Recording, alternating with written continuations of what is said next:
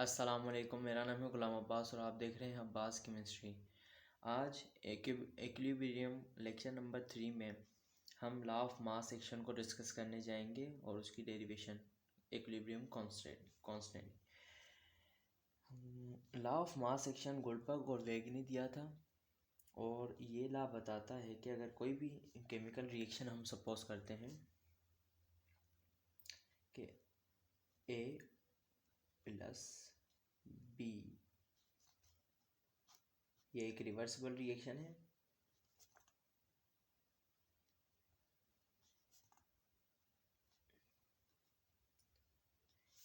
ए और B reactants, सही है, और ये जो स्मॉल लेटर्स हैं ये इनके स्टोइकियोमेट्री मतलब नंबर ऑफ मॉल्स वगैरह, सही है। Number of malls of A, number of malls of B and C and D, सही है। अब ये ला हमसे क्या कहता है कि देखिए, हमें पता है कि रिवर्सिबल रिएक्शन में सबसे पहले क्या होता है कि ये जो फॉरवर्ड रिएक्शन होता है इसका रेट बिल्कुल तेज़ होता है, सही है। अब जब ये बनेगा तो कुछ देर बाद जब सी और डी की कंसनट्रेशन ज़्यादा हो जाएगी तो ये दोनों भी मिलके वापस ए और बी बनाते जाएंगे। लेकिन इन्होंने कहा ये लाभ बताता है कि जो रेट ऑफ फॉरवर्ड रिएक्शन है, मतलब रेट का मतलब होता है speed. Rate of forward reaction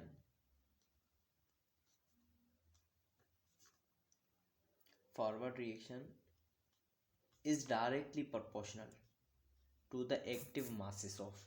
अब देखें, ये बात याद रखिएगा कि ये एक लॉ कहता है कि ये जो रेट ऑफ फॉरवर्ड मतलब कितना जल्दी फॉरवर्ड रिएक्शन होगा, ये किसके डायरेक्टली प्रोपोर्शनल है, इसके के इनके एक्टिव मासेस, सही है।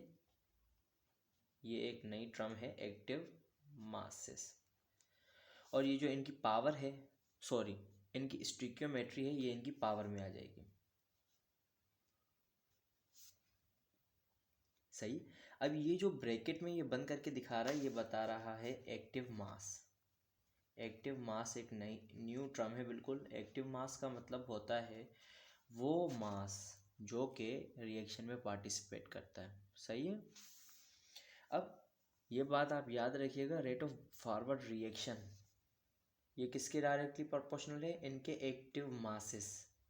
और एक्टिव मासेस भी इस तरह की स्टोइकियोमेट्री इनकी पावर में आ जाए, ये बात पहली। और अब दूसरी कि ये जो रेट ऑफ रिवर्सिबल रिएक्शन होगा,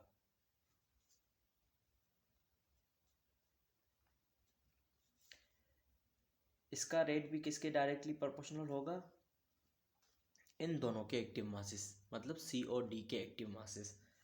तो इसको हम इस तरह से लिख सकते हैं,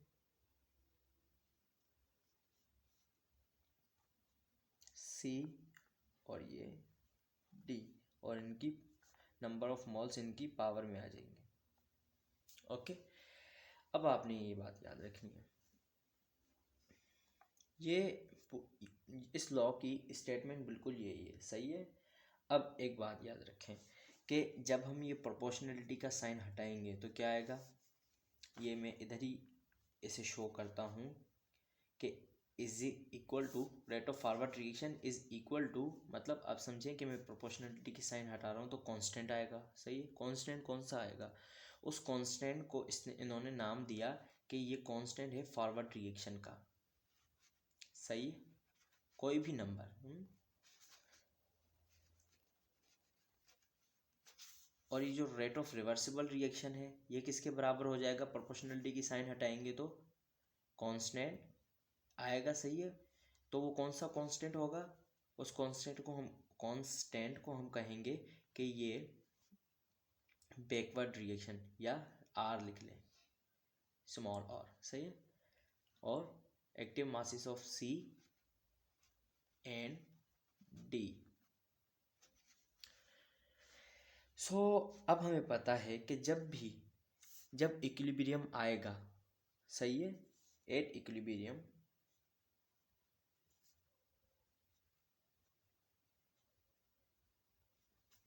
इक्विलिब्रियम दोनों रेट क्या हो जाते हैं, मैंने प्रीवियस लेक्चर में बताया था कि बराबर हो जाते हैं। So rate of forward reaction, R O F लिख रहा हूँ, या आर एफ लिख लें, मतलब अगर आप ऐसे लिखना चाहें, बुक में भी ऐसे लिखा हुआ, rate of forward reaction is equal to rate of reverse reaction या बैकवर्ड रिएक्शन, दोनों आपस में क्या हो जाते हैं, बराबर। सही है, हमें ये बात बताए। तो मैं क्या इन दोनों एक्सप्रेशंस को, जो कि ये पहली वाली है, मतलब ये जो इस इक्वल के बाद ये आ गई रेट ऑफ फॉरवर्ड रिएक्शन की जगह पे, और rate of backward reverse reaction की जगह पे ये आ गया। सही है। सो मैं इन दोनों को बराबर बराबर लिख सकता हूँ। सॉरी सॉरी सॉरी,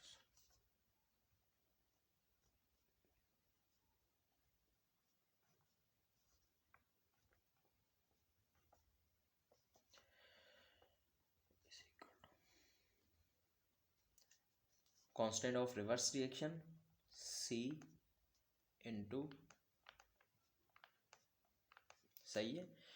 सो अब आप एक बात याद रखिएगा कि अगर मैं इस के आर को इस तरफ लेके आ जाऊं,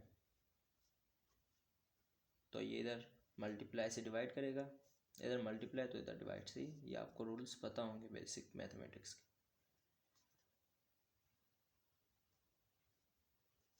और ये जो इनके एक्टिव मासेस हैं उनको मैं इस तरफ ले आऊँ।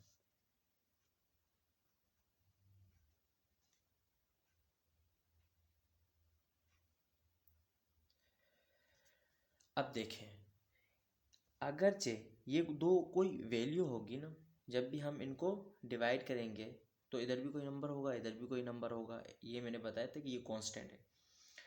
तो इनको जब डिवाइड करेंगे तो भी तो एक नंबर आएगा। तो उस नंबर को, उस रेशो को, इस रेशो के जो जवाब में आएगा उसे हम कहते हैं इक्विलिब्रियम कांस्टेंट। सही है। तो अब कोई भी कभी भी पूछेगा कि इक्विलिब्रियम कांस्टेंट क्या है, तो हम उसे कहेंगे it is a ratio of rate of forward reaction, sorry constant of rate of forward reaction और कांस्टेंट ऑफ बैकवर्ड रिएक्शन। सही है। इन दोनों का जो रेशो होता है उसी को हम इक्विलिब्रियम कांस्टेंट कहते हैं। अब इससे ज़्यादा, अब देखें ये बहुत इंपॉर्टेंट सी चीज़ आ गई है, इसे हम अब के एफ के आर को रिमूव कर देते हैं, क्योंकि इक्विलिब्रियम कांस्टेंट मतलब इन दोनों का रेशो होता है। ये फील करवाने के लिए बात मैंने लिखी है। सही है। सो इसे हम डायरेक्ट इस तरह से लिखेंगे। अब कोई भी आपको रिवर्सिबल रिएक्शन दे दे और बोले कि भाई इसका इक्विलिब्रियम कांस्टेंट मालूम करके दिखाएं, तो आप इजीली इसी तरीके से, ये तो पूरी डेरिवेशन ड्राइव इस वजह से करवाई हुई है ताकि आपको पता चले। लेकिन डायरेक्ट अगर आपको लिखना है तो आप इसे देखें, इस रिएक्शन में देखें कि इक्विलिब्रियम कांस्टेंट किसके बराबर होता है, प्रोडक्ट्स अपॉन रिएक्टेंट्स। मतलब प्रोडक्ट COD प्रोडक्ट आ गए, उनकी पावर, उनके नंबर ऑफ मोल्स उनकी पावर में आ गए, और ये जो प्रोडक्ट्स हैं वो सॉरी रिएक्टेंट्स उनके नीचे आ जाएंगे बिल्कुल डिवाइड में। लेट फॉर एग्जांपल आपको अमोनिया वाला ही रिएक्शन दे दे, N2 + 3H2, ये रिवर्सिबल रिएक्शन है, और इसमें आपसे कहता है कि इसके लिए आप ये एक्सप्रेशन लिख के दिखाएं। तो आप किस तरह से लिखेंगे, कैसी, इनका कैसी किसके बराबर होगा, प्रोडक्ट्स। देखें प्रोडक्ट्स, ऊपर क्या रखेंगे, प्रोडक्ट्स, तो इधर हम अमोनिया को रख लेंगे इस तरह से, और अमोनिया की जो नंबर ऑफ मोल्स हैं वो इसकी पावर में आ जाएंगे, अपॉन में रिएक्टेंट्स नाइट्रोजन एंड हाइड्रोजन और नंबर ऑफ मोल्स इसकी। सो ये इस रिएक्शन की। अब देखिए सिंपल सा आपने किस तरह से नोट करना है कि कैसी किसके बराबर होता है, active masses of products, active masses of reactants. बस very simple. Let for example आप कोई और रिएक्शन दे दे जो कि बुक में भी दिया हुआ है, जैसे